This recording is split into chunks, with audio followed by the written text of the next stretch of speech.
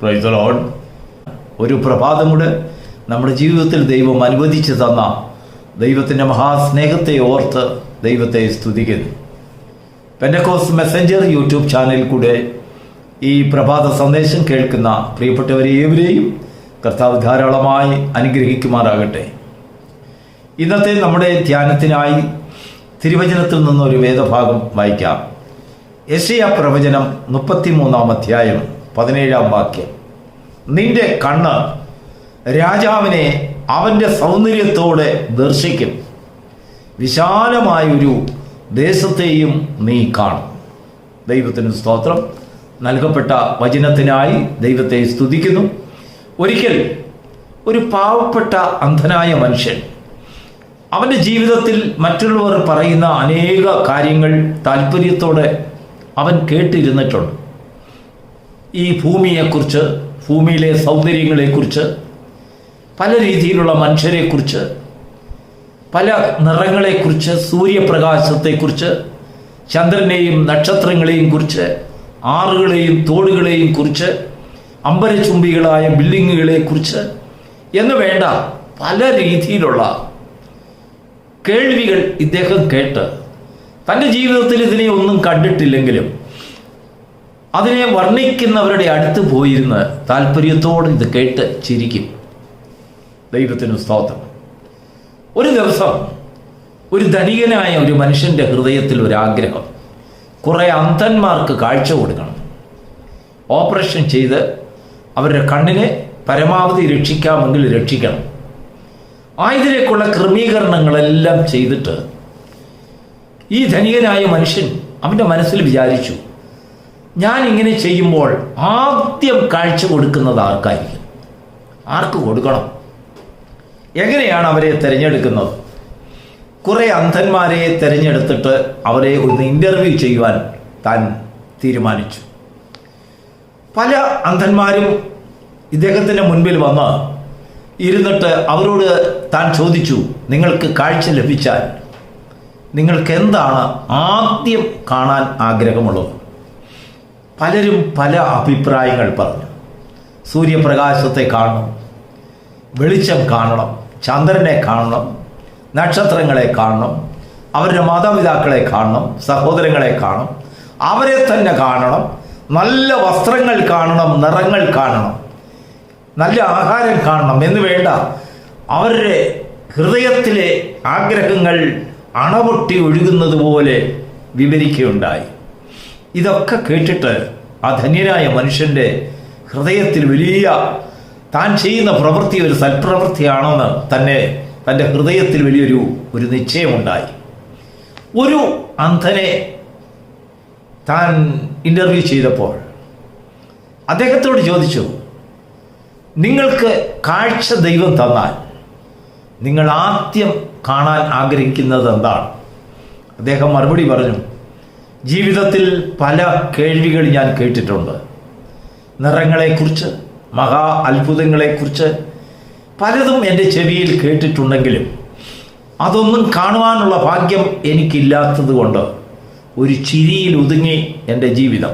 എന്നാൽ ഏതെങ്കിലും കാരണവശാൽ ഒരു കാഴ്ച എനിക്ക് ലഭിക്കുകയാണെങ്കിൽ ഈ കാഴ്ച എനിക്ക് തരുവാൻ ഇടയാക്കിയ ആ മഹൽ വ്യക്തിയെ എനിക്ക് മുഴുരൂപത്തോടെ ആദ്യം ദർശിക്കണം. അത് കഴിഞ്ഞിട്ട് മതി ഈ ലോകത്തിലെ അത്ഭുതങ്ങളൊക്കെ കാണുന്നത്. എനിക്ക് ആദ്യം അവരെയാണ് കാണേണ്ടത്. കാരണം ഞാൻ ജന്മനാൽ കുരുടനാണ്. എൻ്റെ ജീവിതത്തിൽ ഒരു കാഴ്ചയും ഒരു പ്രകാശവും കാണുക എന്ന് പറയുന്നത് ഒരു സ്വപ്നമായി അവശേഷിച്ചിരിക്കെ അത്ഭുതകരമായി ഒരു മനുഷ്യനെ ദൈവം ഇങ്ങനെ കൊണ്ടുവരികയാണെങ്കിൽ ആ മനുഷ്യനെയാണ് എനിക്ക് കാണേണ്ടത്. ദൈവത്തിന് സ്തോത്രം. ആ ധന്യനായ മനുഷ്യൻ ആദ്യമായി സർജറി ചെയ്യുവാൻ അദ്ദേഹത്തെയാണ് തിരഞ്ഞെടുത്തത്. ഇനിയും നമ്മൾ കേട്ട വേദഭാഗത്തിലേക്കൊന്ന് വരാം. നിന്റെ കണ്ണ് രാജാവിനെ അവൻ്റെ സൗന്ദര്യത്തോടെ ദർശിക്കും. അതിനുശേഷം അടുത്ത വാചകം, വിശാലമായൊരു ദേശത്തെ നീ കാണും. ആദ്യം രാജാവിനെ ദർശിക്കും.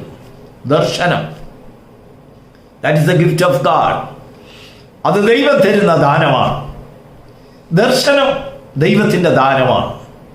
കാഴ്ച ദൈവം നമുക്ക് തന്നതായ കഴിവിൽ കൂടെ, ആ അവയവങ്ങളിൽ കൂടെ നമ്മുടെ ശരീരം പെർഫോം ചെയ്യുന്ന ഒരു സംഗതിയാണ്.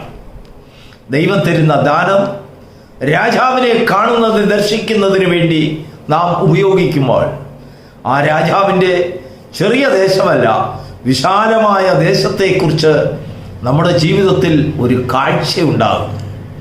ദർശനവും കാഴ്ചയും ഒന്നിച്ച് സഞ്ചരിക്കുന്ന സംഗതി. ദർശനം ശരിയായ ദിശയിലാണെങ്കിൽ കാഴ്ച നിന്നെ ഉയർച്ചയിലേക്ക് കൊണ്ടുവരും. നമ്മുടെ രാജാവ് കർത്താവായ യേശു ക്രിസ്തുവാണ്. യേശുവിനെ പലരും കണ്ടിട്ടുണ്ട്. പരീശന്മാർ യേശുവിനെ കണ്ടു, പള്ളി പ്രമാണികൾ കണ്ടു, അനേക യഹൂദന്മാർ കണ്ടു, റോമാക്കാർ കണ്ടു, പിലാത്തോസ് കണ്ടു, ഹെരോദാവ് കണ്ടു, പലരും കണ്ടു. എന്നാൽ അവരുടെ കാഴ്ചപ്പാടും പത്രോസിന്റെ കാഴ്ചപ്പാടും രണ്ടും രണ്ടായിരുന്നു. യഹൂദന്മാരും പരീശന്മാരും പള്ളിപ്രമാണികളും യേശുവിനെ കണ്ടു.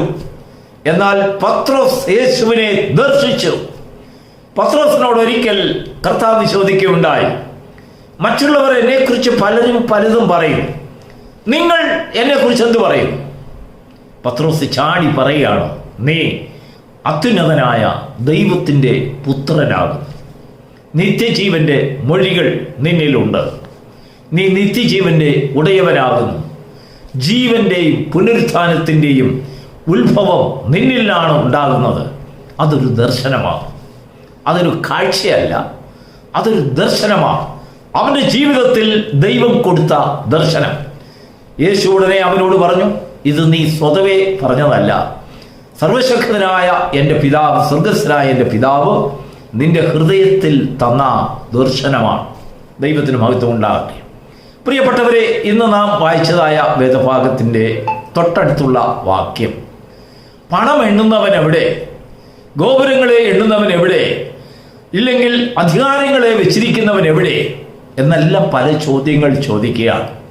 നീ രാജാവിനെ അവൻ്റെ സൗന്ദര്യത്തോടെ ദർശിക്കുമ്പോൾ അവനിൽ ഉൾപ്പെട്ടു നിൽക്കുന്നതായ കഴിവുകളെയും നിന്നിൽ പെർഫോം ചെയ്യുന്നതായ രാജാവ് നിന്റെ മുൻപിൽ വന്ന് നിൽക്കുന്നതായ ആ കാഴ്ചപ്പാട് നിന്റെ ജീവിതത്തിൽ ഒരു ദർശനമായി പര്യവസാനിക്കുമ്പോൾ നിന്റെ മുഖത്ത് കാണുന്നതായ വിശാലമായ ആ ദേശത്തെയും ആ ദേശത്തിൻ്റെ ഐശ്വര്യത്തെയും നിനക്ക് കാണുവാൻ കഴിയും.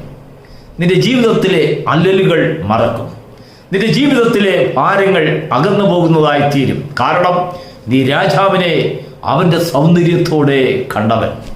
രാജാവിനെ പലരും കാണും, രാജാവിനെ കുറിച്ച് പലരും കേൾക്കും. എന്നാൽ രാജാവിൻ്റെ സൗന്ദര്യം, നിന്നിൽ കൊണ്ടുവരുന്നതായ വശീകരണം, നിന്നിൽ കൊണ്ടുവരുന്ന താല്പര്യം, നിന്റെ ജീവിതത്തിൽ ആദ്യം കാണുവാൻ നീ ആഗ്രഹിക്കുന്നത് ഈ രാജാവിനെ ആണെങ്കിൽ മുമ്പേ അവൻ്റെ രാജ്യവും നീതിയും അന്വേഷിച്ചു പോകുന്നതായ ഒരു ദർശനം നിന്റെ ജീവിതത്തിൽ ഉണ്ടാകുമ്പോൾ അതോടുകൂടെ സകലതും നിനക്ക് ലഭിക്കുന്നു എന്നുള്ളതായ വലിയൊരു സന്ദേശം ആ രാജാവ് നിനക്ക് തരുന്നു. ദൈവത്തിന് മഹത്വം ഉണ്ടാകട്ടെ. എന്നാൽ ഒരു രാജാവിനെ കാണുമ്പോൾ ആ രാജാവിൻ്റെ വസ്തുവകകളും ആ രാജകൊട്ടാരത്തിലെ സമ്പത്തുകളെയും പൊന്നിനെയും ദ്രവ്യങ്ങളെയും കുറിച്ചാണ് നിന്റെ കാഴ്ചപ്പാട് പോകുന്നതെങ്കിൽ നിന്റെ ജീവിതത്തിൽ ആ കാഴ്ച കൊണ്ട് പ്രയോജനമില്ലാത്തതായിത്തീരും. എന്നാൽ രാജാവിൻ്റെ സൗന്ദര്യത്തെ കാണുന്ന വ്യക്തി ആരോ, അവൻ്റെ മുൻപിൽ വിശാലമായ ഒരു ദേശം വെളിപ്പെടുന്നു. ആ ദേശത്തിൻ്റെ വിശാലത അവൻ്റെ ജീവിതത്തിലേക്ക് കടന്നു വരുന്നു. ഇല്ലായെങ്കിൽ അവൻ കാണുന്ന രാജാവ് ഇടുങ്ങിയ ഒരു രാജ്യത്തിൻ്റെ അധിപതി എന്ന് മാത്രമേ അവന് വിശേഷിപ്പിക്കാൻ കഴിയുകയുള്ളൂ. ആ രാജാവിലെ വിശേഷതയും ആ രാജാവിൻ്റെ സൗന്ദര്യങ്ങളും ആ രാജാവിൻ്റെ കഴിവുകളും എല്ലാം നിന്റെ ജീവിതത്തിൽ ഇണങ്ങിച്ചേരുമ്പോൾ നിന്നിലേക്ക് വന്നതായ രാജാവിൻ്റെ കഴിവുകളും മികവുകളും നിന്നെ തന്നെ പല കാഴ്ചപ്പാടിലേക്ക് കൊണ്ടുപോകും. ദേശത്തിൻ്റെ വിശാലത, ഇടുങ്ങിയ ചിന്താഗതിയിൽ നിന്നും വിശാലതയിലേക്കുള്ള ഒരു സഞ്ചാരം. നിന്റെ മുമ്പത്തെ ജീവിതം ഒരു ഇടുങ്ങിയ കാഴ്ചപ്പാടായിരുന്നു, ഇടുങ്ങിയ കേൾവികളായിരുന്നു. നിനക്കതിൻ്റെ അർത്ഥം പോലും ഗ്രഹിക്കുവാൻ കഴിയില്ലായിരുന്നു. എന്നാൽ രാജാവിനെ നീ കണ്ടപ്പോൾ ആ രാജാവ് വസിക്കുന്നതായ, ആ രാജാവ് ഭരിക്കുന്ന വിശാല രാജ്യത്തെക്കുറിച്ച് നിന്റെ ജീവിതത്തിൽ വലിയൊരു കാഴ്ച കൊണ്ടുവന്നു. ആ കാഴ്ച നിന്നെ ധന്യനാക്കി. ദൈവത്തിന് മഹത്വം ഉണ്ടാകട്ടെ. അന്ധനായ മനുഷ്യൻ ആ ധന്യനായ മനുഷ്യനോട് പറയുകയാണ്, എൻ്റെ ജീവിതത്തിൽ ഒരു കാഴ്ച എനിക്ക് ലഭിക്കുമെന്ന് ഞാൻ പ്രതീക്ഷിച്ചതേ അല്ല. പക്ഷെങ്കിൽ ഒരു കാഴ്ച ലഭിക്കുകയാണെങ്കിൽ ആ കാഴ്ചയ്ക്ക് എന്നെ ഉതകിയ ആ മനുഷ്യനെ കാണുക എന്നുള്ളതിൽ കവിഞ്ഞ മറ്റൊരാഗ്രഹവും എൻ്റെ ജീവിതത്തിലില്ല. പ്രിയപ്പെട്ട ദൈവത്തിൻ്റെ മക്കളെ, ഒരു കാലത്ത് നമ്മൾ അന്ധന്മാരെ പോലെ ലോകത്തിലെ പല കാര്യങ്ങളും ഗ്രഹിക്കുവാൻ കഴിവില്ലാതെ, സ്വർഗീയ നന്മകളെക്കുറിച്ചുള്ളതായ ഗ്രാഹ്യമില്ലാതെ, ദൈവത്തെയും ദൈവാനുഗ്രഹങ്ങളെയും കുറിച്ചുള്ള ഒരു കേട്ടുകേൾവി മാത്രം നമുക്കുള്ളവരായി. ഒരു കാലത്ത് അങ്ങനെയായിരുന്നു നമ്മുടെ ജീവിതം. ഇയ്യോബ് ദൈവത്തോട് പറയുന്നു, ഞാൻ ഒരിക്കൽ നിന്നെക്കുറിച്ചൊരു കേട്ടുകേൾവി മാത്രമേ ഉണ്ടായിരുന്നുള്ളൂ. എന്നാൽ ഇപ്പോൾ നിന്റെ സാന്നിധ്യം എൻ്റെ മുൻപിൽ വന്നപ്പോൾ അതെന്നെ ഒരു വിഭിന്നമായ കാഴ്ചപ്പാടിലേക്ക്, ഒരു ദർശനത്തിലേക്ക് എന്നെ തള്ളിവിടുന്നു. ഞാൻ ദൈവത്തിൻ്റെ മഹത്വത്തെ ഇപ്പോൾ കാണുന്നു. അങ്ങനെ ദൈവത്തിൻ്റെ മഹത്വത്തെ കണ്ട ഇയ്യോബ് അവൻ്റെ ജീവിതത്തിലെ ആകുലതകളെ ഒന്നും സംസാരിക്കാൻ പോയില്ല. എന്നാൽ ദൈവം അവൻ്റെ കൺമുമ്പിൽ നിന്ന് മറിഞ്ഞപ്പോൾ പിന്നെ അവൻ നോക്കിയപ്പോൾ ഇതാ അവന് നഷ്ടപ്പെട്ടതിൻ്റെ എല്ലാം 100 ഇരട്ടി സംഗതികളെല്ലാം അവൻ്റെ മുൻപിൽ വന്ന് അനുഗ്രഹമായി വിശാലമായി നിൽക്കുന്നു. ഇത് നമ്മുടെ ആത്മീക കണ്ണുകളെ വികസിപ്പിക്കുന്നതായിരിക്കണം. നമ്മുടെ ആത്മീക കണ്ണുകളെ തുറക്കുന്നതായിരിക്കണം ഈ സന്ദേശം. നാം രാജാവിനെ, കർത്താവിനെ നമ്മുടെ മുൻപിൽ അവൻ്റെ സൗന്ദര്യത്തോടെ, അവൻ നമ്മളിൽ വന്നതായ ആ പ്രത്യക്ഷതയുടെ മഹത്വത്തെ നാം ഒന്ന് ഗ്രഹിച്ചറിയയിൽ നമ്മുടെ ഹൃദയം വിശാലമാകുന്നു. അപ്പോസ്തലനായ പൗലോസിന് അങ്ങനെയാണ് സംഭവിച്ചത്. അവൻ പറയാണ്, അവൻ ദൈവസ്വരൂപത്തിൽ ഇരിക്കെ ദൈവത്തോടുള്ള സമീപ്യം മുറുകെ പിടിച്ചുകൊള്ളണമെന്ന് വിചാരിക്കാതെ അവൻ ദാസനായി താഴെ ഇറങ്ങി എന്നെ രക്ഷിച്ചു. എന്നെയും അവനെ പോലെ ആകുവാൻ അവൻ എനിക്ക് വേണ്ടി ത്യാഗം സഹിച്ചു. അങ്ങനെ കർത്താവ് നമുക്ക് വേണ്ടി സഹിച്ചതായ പാടുകളുടെ ആ ഗ്രാഹ്യം നമ്മുടെ ഹൃദയത്തിൽ ആവസിക്കപ്പെടുമ്പോൾ, നമ്മിൽ വസിക്കപ്പെടുമ്പോൾ നമ്മുടെ ജീവിതത്തിലെ ഇടുക്കങ്ങൾ മാറും, ഞെരുക്കങ്ങൾ മാറും, വിശാലതയിലേക്ക് വരും. നാം വിശാല ദേശത്തെക്കുറിച്ചൊരു കാഴ്ച ലഭിക്കുന്നവരായിത്തീരും. അങ്ങനെ വിശാല ദേശത്തെ കുറിച്ചുള്ളതായ ഒരു കാഴ്ച നമുക്ക് ലഭിക്കണമെങ്കിൽ രാജാവിനെ കുറിച്ചുള്ളതായ ശരിയായ ദർശനം ഉള്ളവരായിത്തീരണം. ഈ പ്രഭാതത്തിൽ നമ്മുടെ കർത്താവിനെ കുറിച്ച്, നമ്മുടെ ദൈവത്തെക്കുറിച്ച്, നിന്നെ രക്ഷിച്ച ദൈവത്തെക്കുറിച്ച്, നടത്തുന്ന ദൈവത്തെക്കുറിച്ച്, നിന്നെ പരിപാലിക്കുന്ന കർത്താവിനെ കുറിച്ച്, നിനക്ക് വേണ്ടി സകലതും ചെയ്തു തരുന്നതായ ദൈവത്തിൻ്റെ ആ സാന്നിധ്യ ബോധം, അവൻ്റെ സൗന്ദര്യത്തിൻ്റെ ബോധം, അതിനെ ദർശിക്കുവാൻ നിനക്ക് സാധിക്കുന്നുണ്ടെങ്കിൽ നിന്റെ മുൻപിലുള്ളതായ ദേശത്തെ വിശാലതയുടെ മഹത്വമായി നിനക്ക് കാണുവാൻ കഴിയും. അല്ലലുകൾ ഓരോന്നായി നിന്റെ മുൻപിൽ നിന്ന് ഓടി മറയുന്നതായി തോന്നും. ഇടുങ്ങിയതായ പാതകളൊന്നുമില്ല, സകലതും വിശാലതയുള്ളതായി നിന്റെ ജീവിതത്തിൽ അനുഭവിച്ചറിയുന്നതിനിടയായിത്തീരും. നിന്റെ ജീവിതത്തിൽ നീ ആഗ്രഹിക്കുന്ന എല്ലാ സകല നന്മകളുടെയും ഉറവിടമായ ദൈവത്തിൻ്റെ മുഖത്തെ അവൻ്റെ സൗന്ദര്യത്തോടെ കാണുവാനുള്ളതായ ഭാഗ്യം ഈ പ്രഭാതത്തിൽ ദൈവം നമുക്ക് തരുമാറാകട്ടെ, നമ്മുടെ തലമുറകൾക്ക് തരുമാറാകട്ടെ. God bless you.